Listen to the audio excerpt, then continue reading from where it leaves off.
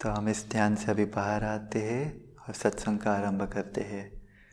मैं वापस आपका स्वागत करता हूँ मित्रों, हमारे साथ जुड़ने के लिए आज के इस सत्संग में। जिस सत्संग में हम परमहंस योगानंद जी के शिक्षाओं पर आधारित रहता है और उनके बताए हुए शिक्षाओं के बारे में हम चर्चा करते हैं। तो आज का जो विषय है कि हम अपने जीवन के युद्ध में कैसे जीते, इसके बारे में हमें बहुत बताया गया है और हम अनुभव भी करते रहेंगे कि जब भी हम देखते हैं हमारे जीवन में कि हमारा कोई भी लक्ष्य रहता है, उद्देश्य रहता है जिसको हम प्राप्त करना चाहते हैं, वहाँ तक पहुँचने का एक मार्ग रहता है। और मार्ग कभी कभी सरल रहता है, लेकिन ज़्यादातर समय अगर लक्ष्य कठिन हो तो मार्ग भी कठिन ही रहता है। लक्ष्य कुछ ऐसा हो जिससे प्राप्त करके हमें प्रगति मिले, तो मार्ग भी ऐसा रहता है जो हमें अपने आप में स्वयं में विकास करने के लिए प्रेरित करता है। क्योंकि मार्ग यहाँ रहता है और हम यहाँ रहते हैं, तो वहाँ तक पहुँचने के लिए हमें खुद को ऊंचा उठाना पड़ता है। तो हम कैसे करें वो, और हमने इसको युद्ध ही क्यों कहा कि जीवन का युद्ध क्यों, जीवन युद्ध क्यों होता है? क्योंकि बहुत लोग बोलेंगे अरे मुझे तो युद्ध करने में कोई रुचि नहीं, मुझे तो शांति से, बिना किसी चिंता से, बिना किसी समस्या से जीवन को जीना है। होता क्या है ना, कई लोग का ऐसा जीवन भी रहता है कि उनको जीवन में कभी भी कोई भी समस्या नहीं रहती, लेकिन आप वैसे लोगों को देखोगे ना तो वो जीवन में ज़्यादा विकास नहीं कर पाते, खुद को ज़्यादा ऊंचा नहीं उठा पाते। क्यों? क्योंकि हम ऊंचा तभी उठ पाते हैं जब भी हमारे सामने कोई समस्या हो, कोई परिस्थिति हो जिससे हमें उलझ के खुद में विकास, खुद में कोई गुण अर्जित कर पाए। एक तरीके से उसको आप तप भी बोल सकते हो कि हम एक तपस्या करके हम उससे प्रगति कर पाए। लेकिन अगर जीवन सरल रहा, चलते चलते हमें रास्ते में कोई ऐसी चीज़ मिली ही नहीं कि जो जिसमें हमें प्रयत्न करना पड़े, संघर्ष करना पड़े, तो कुछ हो ही नहीं पाता हमारे जीवन का, हम ज़्यादा उससे आगे नहीं बढ़ पाते। तो हमारा जन्म व्यर्थ हो जा सकता है अगर जीवन बहुत सरल रहा तो। योगानंद जी ने कहा था, एक सरल जीवन विजयी जीवन नहीं होता है। विजयी जीवन वो होता है जिसमें समस्याएं आए, लेकिन आप समस्याओं से ना डर के दृढ़ निश्चय से आगे बढ़ के उन पर विजय पाए। इसके लिए जीवन एक युद्ध भूमि है कि हम जो भी प्राप्त करना चाहे, आपने देखा ही होगा कि कोई ना कोई समस्या बीच में आ जाती है, कोई परिस्थिति बीच में आ जाती है जिससे आपको ऊपर उठ के अपने उद्देश्य तक आगे बढ़ते रहना चाहिए। इसके लिए जीवन के युद्ध बोलते हैं हम। श्रीमद् भगवद गीता में भगवान श्री कृष्ण ने भी हमें यही बोला था, अर्जुन को भी यही बोला था कि जीवन एक युद्ध भूमि है, कि उसमें अगर हमें आगे बढ़ना है तो युद्ध तो करना ही पड़ेगा। भले ही मन में विचार गलत ना हो, विचार हिंसक ना हो, लेकिन युद्ध अवश्य करना है, कर्म अवश्य करने हैं। और इसीलिए वो करने के लिए हमें कुछ चीज़ें ध्यान में रखना अवश्य होता है। और इसके लिए ही हम कुरुक्षेत्र का एक उदाहरण ले सकते हैं कि कुरुक्षेत्र का युद्ध भी अगर आप देखोगे तो एक तरीके से हमारे अंदर के युद्ध का एक समानता है उसमें, कि जैसे पांडव और कौरव धर्म और अधर्म के पक्ष में थे, उनके लक्ष्य अलग अलग थे। वैसे हमारे मन में भी बहुत सारे, बोलते हैं ना, हमारा शरीर एक राज्य की तरह देखो, उस राज्य में बहुत सारे व्यक्ति है, तो अच्छे गुण पांडव की तरह रहते हैं जो हमें सदैव अच्छा काम करने को बोलते हैं, सदैव अच्छा लक्ष्य साधने को बोलते हैं और धर्म की तरह जाने के लिए बोलते हैं। हमारे मन में ऐसे गुण भी होते हैं जो कि हमें स्वार्थ, अहंकार, क्रोध, ये सब चीज़ों में लेके जाने के लिए बोलते हैं कि नहीं, मैं सिर्फ अपने लिए जीऊँगा। तो इन दोनों के बीच का युद्ध हमारे मन के अंदर भी चलता रहता है, और उसको भी जीतने के लिए हमारी दिव्य चेतना, जो कि कृष्ण के रूप में दर्शाए जाते हैं, वो हमें हमेशा सहायता करते हैं। लेकिन हमें सुनते रहना चाहिए, क्योंकि बिना सुने हम कैसे आगे बढ़ेंगे। तो इसी तरह हमारे जीवन के युद्ध में भी हमें अपनी दिव्य चेतना को सुनने की बहुत बड़ी आवश्यकता होती है। और कुछ 2-3 चीज़ें, हमारा मन हमें लक्ष्य साधने के लिए प्रेरित करता है कि हमारे मन में विचार है कि ये चीज़ मुझे चाहिए, तो वो हमारा लक्ष्य बन जाता है, और वहाँ तक पहुँचने के लिए हम जो संघर्ष करते हैं वही हमारा युद्ध हो जाता है। तो जब तक हमारा मन भटकता रहता है तो हमारा लक्ष्य भी ठीक से हम साध नहीं पाते, इसलिए एकाग्रता नहीं आ पाती। जैसे आप युद्ध में देखते हो, एक धनुर्धर रहता है तो उसका धनुष और बाण रहते हैं, वो दोनों से वो लक्ष्य साधते हैं और लक्ष्य तक पहुंचते हैं। वैसे ही हमारे मेरुदंड जो रहता है, रीढ़ की हड्डी, वो हमारा धनुष हुआ, और हमारी जो एकाग्रता हुई, जिसको हम ये बिंदु रहता है ना, बाहों के मध्य का बिंदु जिसको हम कुतस्थ बोलते हैं, वहाँ से हम उस पर एकाग्रित हो सकते हैं। वही हमारा बाण हुआ। तो हम लक्ष्य साध के वहाँ तक पहुँचने का प्रयत्न कर सकते हैं एकाग्रता के साथ। और सिर्फ एकाग्रता ही नहीं, हमें ऊर्जा भी चाहिए कि हमारे पास एकाग्रता तो है, लेकिन ऊर्जा भी है कि जो प्रयत्न करे वो करने के लिए हमारे पास शक्ति भी हो और आगे बढ़ने की इच्छा भी हो। ठीक है, तो एकाग्रता के साथ, ऊर्जा के साथ लक्ष्य पे हम आगे बढ़ते रहे तो विजय अवश्य हो सकते हैं। लेकिन इसमें भी और एक चीज़, हमारा मन भटकना नहीं चाहिए, एकाग्रता भंग नहीं होनी चाहिए। वो हम कैसे करें, क्योंकि मन तो भटकता रहता है, चंचल रहता है। तो उसके लिए हम ध्यान करते हैं, मन को शांत करते हैं। मन को शांत करने के साथ, ध्यान करने के साथ हमारी एकाग्रता भी सुधरती है। और जब ये एकाग्रता सुधरती है तो हम इस युद्ध को जीत सकते हैं और सामने आए हुए लक्ष्य पे एकाग्रित हो सकते हैं। योगानंद जी ने कहा था कि एकाग्रता मतलब क्या हुआ, किसी भी चीज़ पे विचार को, मन को, एकमात्र चीज़ पे हम ध्यान देते रहे, देखते रहे, उसमें एक होने का प्रयत्न करते रहे, तो वही एकाग्रता हुई। उसे ध्यान कभी बना देते हैं, दिव्य ध्यान कभी बना देते हैं, जब भी वो एकाग्रता ईश्वर की ओर हो। तो जब भी हमारा लक्ष्य ईश्वर हो और एकाग्रता ईश्वर की ओर हो, उसे ही हम ध्यान बोलते हैं, ध्यान की स्थिति बोलते हैं, ध्यान योग बोलते हैं। और जब हम वो करें तो हम ईश्वर तक भी पहुंच सकते हैं। एकाग्रता कैसे करें, मन भटकता रहता है। इसके लिए मैं आपको एक कहानी बताऊंगा जो योगानंद जी ने बताई थी। बहुत ही अच्छी कहानी है, उससे बहुत कुछ सीखने को भी मिल सकता है। तो मेरे साथ इस कहानी को सुनिए। इस कहानी में एक व्यापारी है, बहुत ही अच्छा व्यापारी है। मतलब उसका जो व्यापार करने की जो कला है, जो व्यापार करने का तरीका है, बहुत मुनाफेदायक है। तो उस व्यापारी का नाम समझो हम बोलते हैं विजय, क्योंकि आज का हमारा विषय भी है कि जीवन में विजय कैसे पाए, जीवन के युद्ध में। तो ये व्यापारी हमेशा प्रयत्न करता था, उसको अपने व्यापार के लिए एक देश से दूसरे देश जाना पड़ता था, हमेशा जहाज़ के माध्यम से, सागर पार करके। तो वो जाता रहता था, लेकिन उसको हमेशा ये लगता था कि मेरी यात्रा में धन बहुत खर्च हो जाता है, कि मेरा नुकसान हो सकता है इसमें, मैं इसे कम कैसे करूँ नुकसान को, अपना व्यापार का मुनाफा कैसे बढ़ाऊँ। तो वो इसके लिए हमेशा प्रयत्न करता रहता था। और उसको अलग अलग से विचार भी आते थे कि भगवान ने मुझे बिजली जैसा क्यों नहीं बना दिया कि मैं तुरंत वहाँ तक पहुँच जाऊँ बिना किसी खर्च करे, धन का खर्च करे। या फिर भगवान ने मुझे पानी पे चलने का तरीका क्यों नहीं बताया कि मैं उड़ भी क्यों ना पाऊँ। ऐसे उसके विचार होते रहते थे। तो इसी में उसका एक मित्र उसको एक बार मिला और उसने बोला, अरे तुम्हें मालूम है गंगा तट पर एक महान संत रहते हैं जिनको मैंने हवा में उड़ते हुए ध्यान लगाते हुए देखा है, और वो अपने लिए, अपनी सिद्धियों को दूसरों को सिखाने के लिए एक योग्य शिष्य भी ढूंढ रहे हैं। मैंने सुना है तुम्हें भी इसमें रुचि है, तुम्हें उनके पास जाना चाहिए। तो वो व्यापारी तो बड़ा खुश हो गया, अरे मुझे इनके पास जाना है, मैं ये सीख लूँगा तो मेरा मुनाफा बहुत हो जाएगा और मेरा नुकसान भी नहीं होगा, मैं व्यापार में सबसे ऊंचा बन जाऊँगा। तो वो उसका लक्ष्य था। तो वो उस महान संत तक पहुँचा और उन्होंने उनको प्रणाम किया और बोला, दिव्य महान गुरुदेव, मुझे आपसे सीखना है कि मैं पानी पे कैसे चल पाऊँ, कि मैं एकदम जल्द चल के मेरी यात्राओं करके ज़रा भी नुकसान ना करूँ और अपने व्यापार में मुनाफा कमा पाऊँ। तो संत ने तो बोला, ठीक है, मैं तुम्हें सिखाता हूँ एक चीज़, पानी पे चलने की जो कला है या हवा में उड़ने की कला है, वो सीखने के लिए मैं जो बताऊँगा वो करो। तुम 1 महीने तक रोज़ रात्रि अपने दरवाजे बंद करो, रोशनी कम कर दो, सीधा बैठ के पूर्व दिशा में ध्यान रखते हुए आँखों को बंद करते ओम के दिव्य मंत्र का जप करो 1 घंटे तक, और 1 महीने तक इस अभ्यास का दौरान करते रहो। करते करते लेकिन तो उन्होंने बोला तुम ये करो और 1 महीने बाद आओ, तुम तब तक ये सीख जाओगे।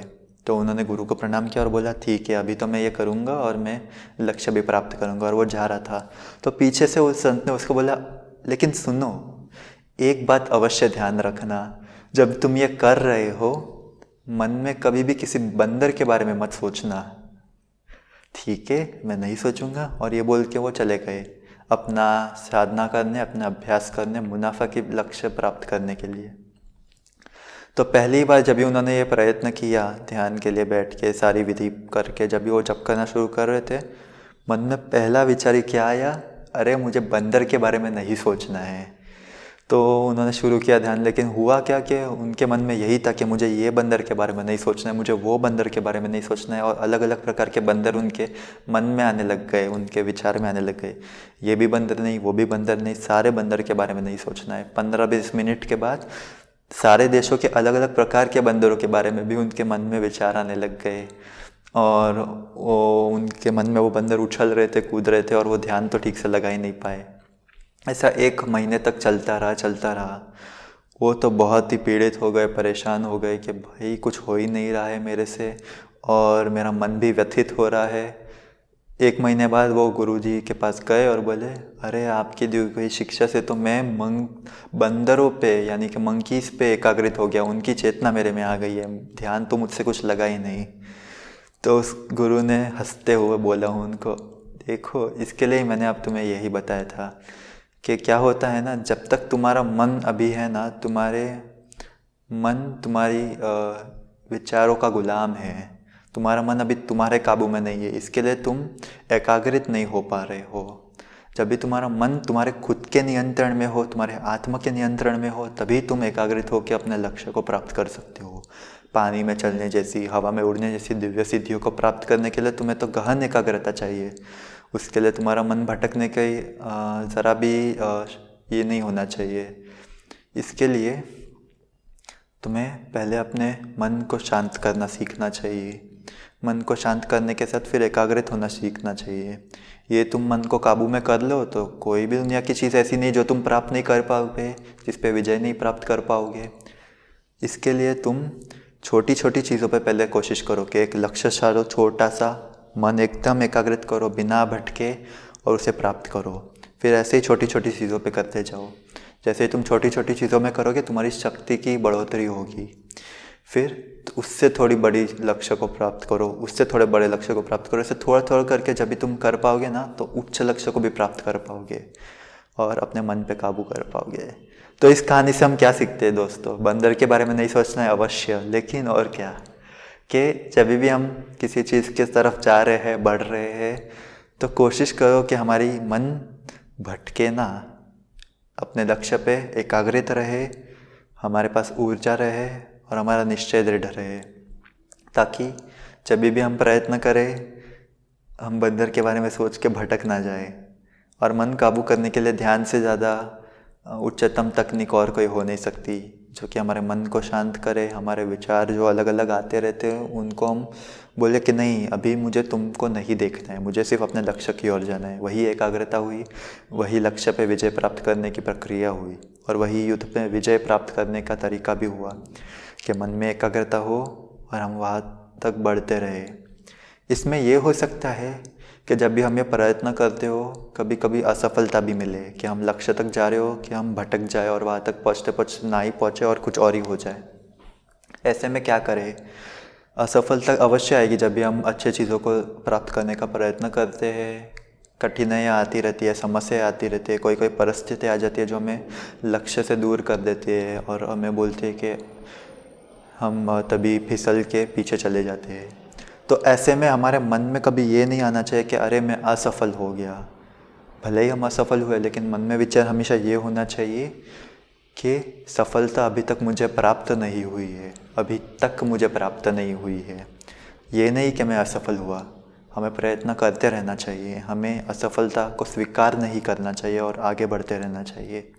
क्योंकि असफल हम तभी होते हैं जब भी हम उसको स्वीकार कर लेते हैं, लेकिन जब भी हम उसको स्वीकार किए बिना आगे बढ़ते हैं, तभी सफलता हमें सामने आएगी और तभी हमारे अंदर विकास भी आएगा और हमारी प्रगति भी होगी, आध्यात्मिक रूप से, सांसारिक रूप से, या हमारी सफलता की प्राप्ति के रूप से। ये स्वामी क्रियानंद जी ने कहा था, जिनका फ़ोटो यहाँ पे, कि असफल कभी नहीं बोलना खुद को, हमेशा ये बोलना कि सफलता अभी तक प्राप्त नहीं हुई है। और योगानंद जी ने भी यही कहा था कि संत वही बनता है जो ऐसा पापी हो जो कभी हार ना माने खुद को सुधारने में। हम कभी हार नहीं मान के आगे बढ़ते रहेंगे तो युद्ध में विजय हमेशा प्राप्त करेंगे। भले ही कठिनाई आएंगी, लेकिन कठिनाई ही हमें विजय प्राप्त करने के लिए प्रेरित करेगी। जैसे कि एक हमारे आनंद संघ में एक आचार्य जी है, स्वामी जी है, उन्होंने बहुत अच्छे से बताया कि जब भी तुम्हें लगे कि जीवन में तुम्हारे तरफ ऐसा कर्म आ रहा है कि जो कि तुम यहाँ पे खड़े हो, तुम्हारे तरफ ऐसा कर्म आ रहा है कि जो कि तुम्हें हिला के रख देगा, तुम्हें अपने लक्ष्य से हटा देगा, तुम क्या करो ना, सज्ज हो जाओ और उस कर्म की तरफ खुद दौड़ते हुए जाओ और उससे टकराओ। ऐसे उससे क्या होता है कि कर्म तो आएगा ही, लेकिन तुम उससे ऐसा टकराओगे कि कर्म का आधा भार तो पीछे ही चला जाएगा। वो तुम्हें पीछे करने से अच्छा तुम ही उसे पीछे धकेल दो और तुम उस पर विजय प्राप्त करो। इसके लिए हमें कभी भी निष्क्रिय नहीं रहना है, हमेशा अपने मन को सजग रखना है, जगा हुआ रखना है और अपने गुणों को भी अच्छा रखना है। और एक सिद्धांत जो युद्ध में जीत प्राप्त करने के लिए योगानंद जी से सीखा गया है, जो आनंद संघ के स्थापना करने के समय स्वामी क्रियानंद जी ने बोला कि आनंद संघ के 2 सिद्धांतों में से ये एक है। ये सिद्धांत है जो कि भगवत गीता से भी आया हुआ है, यतो धर्मस्ततो जयः, जिसका अर्थ क्या हुआ, जहाँ पे भी धर्म रहता है वहाँ पे अवश्य विजय रहती है। जहाँ पे भी धर्म, सच्चा कर्म और हमारा कार्य भी सच्चा रहता है, वहीं पे ही जीत हो सकती है। अगर हमारा लक्ष्य ऐसा रहा जो कि अधर्म की ओर है, जिससे लोगों का नुकसान हो रहा हो और सिर्फ अपना स्वार्थ आ रहा है, विजय प्राप्त करना बहुत ही कठिन हो जाएगा। और अगर ऐसे कर्म में अगर हमको विजय मिल भी गया, संतोष कभी नहीं मिलेगा। इसके लिए जब भी हम लक्ष्य साध रहे हो, हमेशा महान गुरुओं से, ईश्वर से, हमारे शुभ चिंतकों से बात कर लेनी चाहिए कि ये लक्ष्य अच्छा तो है ना, कि इस लक्ष्य से मैं कुछ गलत तो नहीं कर रहा हूँ ना, क्योंकि अगर गलत लक्ष्य पे चले गए तो जीत भी कैसी। और लेकिन अच्छा लक्ष्य चल रहा है तो उस पर हमारे आगे बढ़ने का प्रेरणा भी हमें अच्छाई की ओर लेके जाएगा, धर्म की ओर लेके जाएगा। कुरुक्षेत्र का महान युद्ध भी उन्हीं ने जीता जिनका लक्ष्य धर्म स्थापना थी, उन्होंने नहीं जिसका सिर्फ व्यक्तिगत स्वार्थ था। इसके लिए हमें हमेशा प्रयत्न करना चाहिए, कोशिश करनी चाहिए कि हम जिस मार्ग पे भी चल रहे हो, अत्यंत सजगता से हम देखते रहे कि उस मार्ग हमें सही दिशा में तो लेके जा रहा है ना, हमें बीच में भटका तो नहीं लेके जा रहा है ना। तो हम मार्ग पे चल रहे हो, निरंतर रूप से कभी कभी मार्ग पे रुक के देख लेना चाहिए कि हम सही जगह पे जा रहे हैं, जिस दौर निकले थे वहीं पे पहुंच तो रहे हैं ना। इसके लिए संतों का आशीर्वाद हमेशा हमारी सहायता करता है कि हम चल रहे हैं, फिर देखते हैं कि अरे चलते चलते गलत रास्ते पे तो नहीं निकल रहे, प्रार्थना करते हैं। अगर हमें लगे कि रास्ता गलत है तो हम तभी रास्ता बदल भी सकते हैं। इसके लिए यतो धर्मस् ततो जयः, इस वाक्य को, इस सिद्धांत को मन में उतार लीजिए और इसी तरह अपने युद्ध में, जीवन के युद्ध में आगे बढ़ते रहे और विजय अवश्य आपको मिलेगी। मैं जानता हूँ कि आजकल का जो जग है, हमारी जो सृष्टि है, हमारे जो ग्रह है, इसमें बहुत कुछ विचलित चीज़ें चल रही है जो कि हमें परेशान कर सकती है, मन को ऐसे निराश कर सकती है। ऐसी सब चीज़ें चल रही है। ऐसे में भी प्रयत्न करो कि निराश ना हो पाओ, इसको एक युद्ध के रूप से देखो, समस्या के रूप से देखो, इस बाधा पे विजय प्राप्त करने का प्रयत्न करो। मन को स्थिर रख के, हृदय को स्थिर रख के, ईश्वर को याद करके, संतों को याद करके, और हमारी सहायता तो आपके साथ है ही कि हम आपको ध्यान सीखने में सहायता करेंगे, क्योंकि ताकि आप मन शांत रख के खुद की तो सहायता कर ही पाए, लेकिन दूसरों को भी आप लाभ दे पाए। और एक मैं कुछ कहानियाँ बोलना चाहता हूँ जो कि जीवन के युद्ध के समान से है, कि जीवन के युद्ध में जिन्होंने कैसे विजय प्राप्त की। तो एक उदाहरण मैं इनका दूंगा जो कि मेरी बड़ी बहन थी। तो उनके जीवन में क्या था ना, कि उनके जीवन में बहुत ही शारीरिक सी तकलीफ़ें थी। जन्म से ही वो चल नहीं पाती थी और दूसरी भी शारीरिक तकलीफ़ें थी, जिसके वजह से शरीर में बहुत पीड़ा रहती थी उनको। लेकिन उन्होंने कभी उस चीज़ को खुद पे हावी नहीं होने दिया। उन्होंने क्या किया, भले ही शरीर उनके नियंत्रण में नहीं था, उन्होंने अपने मन को शांत रख के हमेशा आनंद में रहने का प्रयत्न किया। हमेशा मुख पे एक आनंददायक बोलते हैं ना, मुस्कान रहा करती थी। और उनके पास कोई और लोग अगर मिलने आते थे तो उनको भी उन्होंने कभी अपने पीड़ा का अनुभव होने नहीं दिया। सदैव उनके साथ आनंद से व्यवहार किया और आनंद ही बांटा लोगों को। उनकी कई वर्ष पहले ही जीवन को छोड़ने का समय आ गया था, तो उन्होंने जीवन को तो छोड़ दिया, लेकिन अंत तक उन्होंने यही किया कि आनंद में रही और लोगों के साथ आनंद बांटा। ये मेरे हिसाब से उन्होंने अपने जीवन के युद्ध को जीत लिया, क्योंकि उन्होंने क्या किया कि भले ही उनकी परिस्थिति ऐसी थी कि उसमें पीड़ा थी, परेशानी थी, कई लोग इसमें निराश हो जाते हैं, हावी होने देते ये सब चीज़ों को खुद पे, लेकिन उसने अपने आप को स्थिर रखा और दूसरों को भी स्थिर रखने के लिए सहायता की, दूसरों को भी आनंद देने की सहायता की। इसके लिए मैंने बहुत कुछ सीखा उनके जीवन से और सदैव उनका स्मरण इस तरह करता रहूँगा कि अपने जीवन में भी कभी भी हार नहीं माननी चाहिए, ना कोई भी परिस्थिति हो, आगे बढ़ते रहना चाहिए अपने लक्ष्य तक। ऐसे ही और एक जीवन युद्ध को जीतने वाले आत्मा के बारे में मैं बोलूँगा, जो कि है मेरे गुरु परमहंस योगानंद जी के बारे में।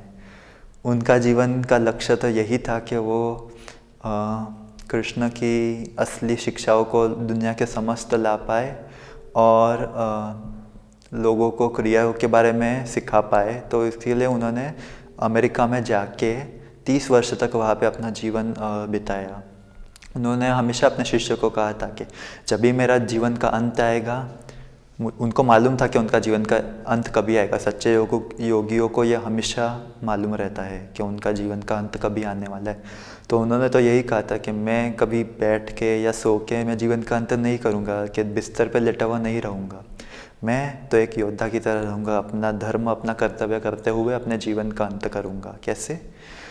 मैं जीवन का अंत करूँगा तभी मेरे पैरों में जूते रहेंगे, मैं खड़ा रहूँगा, मैं लोगों से ध्यान के बारे में बात करूँगा और अपने महान भारत के बारे में बात करूँगा। तो यही असली में हुआ भी। उनका एक बहुत बड़ा सा लेक्चर था अमेरिका के बाल्टीमोर होटल में। वहाँ पे हज़ारों लोग शायद आए हुए थे। लेक्चर के पहले उन्होंने एक मुस्कुराता हुआ चित्र भी ले लिया, जिनको हम उसके आखिरी मुस्कुराहट के नाम से जानते हैं। वो चित्र में वो हंस रहे हैं, ये जानते हुए कि कुछ ही देर में वो अपना जीवन त्यागने वाले हैं, महासमाधि लेने वाले हैं। वो बोल रहे थे, उन्होंने लेक्चर दिया। वो बोलते बोलते उन्होंने अंत किया एक कविता से, मेरा भारत करके कविता थी। तो कविता की आखिरी पंक्ति बोलने के बाद उन्होंने अपना हृदय रोका और महासमाधि में चले गए। जैसे उन्होंने कहा वैसे ही विजय प्राप्त करते हुए उन्होंने अपने जीवन का अंत किया। और कविता की आखिरी पंक्ति भी क्या थी कि मैं धन्य हूँ कि मेरे शरीर ने उस दिव्य भूमि को स्पर्श किया जहाँ पे गंगा, हिमालय के पर्वत और महान संत ईश्वर के स्वप्न देखते हैं। इस आखिरी पंक्ति को कह के उन्होंने, मैंने थोड़ा अलग करके पंक्ति को बोले, लेकिन ये कह के उन्होंने अपने जीवन को ईश्वर के ओर अर्पित कर दिया और महासमाधि ले ली। इसे ही तो हम कह सकते हैं कि जीवन युद्ध में विजय होना। उनके जीवन में कई ऐसे लोग थे जिन्होंने उनको कम आंका और उनके खिलाफ रहे और उनके बताए गए शिक्षाओं को रोकने का प्रयत्न किया, लेकिन उन्होंने सदैव उनको दिव्य प्रेम से व्यवहार रखा, उनको सदैव आशीर्वाद दिया और हमेशा ईश्वर की इच्छा से रहे। ऐसे ही हम भी ईश्वर की इच्छा से अपना लक्ष्य साध करके जीवन के इस युद्ध में विजय प्राप्त कर सकते हैं। और यही आज के सत्संग का भी उद्देश्य था कि हम जीवन के युद्ध को ऐसे जीत सकते हैं, मन को स्थिर रख के, एकाग्रता से, ऊर्जा के साथ, धर्म की ओर बढ़ते हुए। धन्यवाद दोस्तों, मुझे बहुत प्रसन्नता हुई आज आपके साथ मेरे गुरु की इन शिक्षाओं को बांटते हुए। और मैं यही चाहूँगा कि आप भी अपने जीवन के युद्ध में विजय हो सको, और यही मेरी शुभकामनाएं भी रहेगी। ओम। और एक बात, हम इस ध्यान का अंत अपने इस ध्यान के लाभ को, इस सत्संग के लाभ को सृष्टि के साथ बांटने का प्रयत्न करते हैं। तो इसके लिए हम अपने हाथों को 3 बार रगड़ेंगे, ऐसे मेरे साथ कीजिए, और 3 बार ओम का उच्चारण करके इस दिव्य अनुभवों को, आशीर्वादों को बांटेंगे सृष्टि के साथ।